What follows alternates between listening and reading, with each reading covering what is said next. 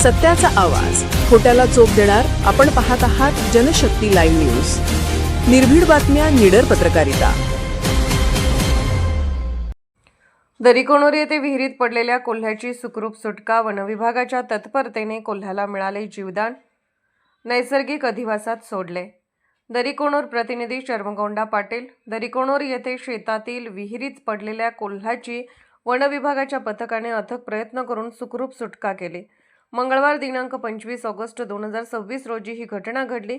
वनविभागाच्या तत्पर कारवाईमुळे कोल्ह्याला जीवदान मिळाले असून त्याला सुरक्षितपणे नैसर्गिक अधिवासात सोडण्यात आले. दरिकोणोर येथील श्री चंदन इब्राहिम शेख यांच्या शेतातील विहिरीत कोल्हा पडल्याचे निदर्शनास आले.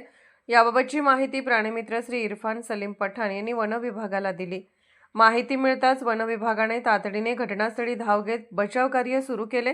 माननीय वनक्षेत्रपाल जत श्री निखिल पाटील यांच्या मार्गदर्शनाखाली वनविभागाच्या पथकाने विहिरीची पाहणी करून कोल्ह्याला बाहेर काढण्यासाठी नियोजन केले. विहीर खोल असल्याने बचाव कार्य आव्हानात्मक होते. दोरखंड, जाळी आदींच्या साहाय्याने काळजीपूर्वक बचाव कार्य राबवण्यात आले. काही काळाच्या प्रयत्नानंतर कोल्ह्याला सुरक्षितपणे विहिरीबाहेर काढण्यात वनविभागाच्या पथकाला यश आले. त्यानंतर कोल्ह्याची पाहणी करून त्याला कोणतीही गंभीर इजा नसल्याची खात्री करण्यात आली.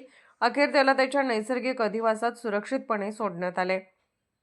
या बचाव कार्यात श्री RS पाटील, वनपाल भसपेट, श्री काकतीकर, वनरक्षक सोरडी, बंडा चव्हाण, राजू येलमार, नामदेव निळे, वाहन चालक निलेश, प्राणीमित्र इरफान पठाण, राजू शेख, इमा शेख आणि जापू शेख यांनी सहभाग घेऊन मोलाचे सहकार्य केले.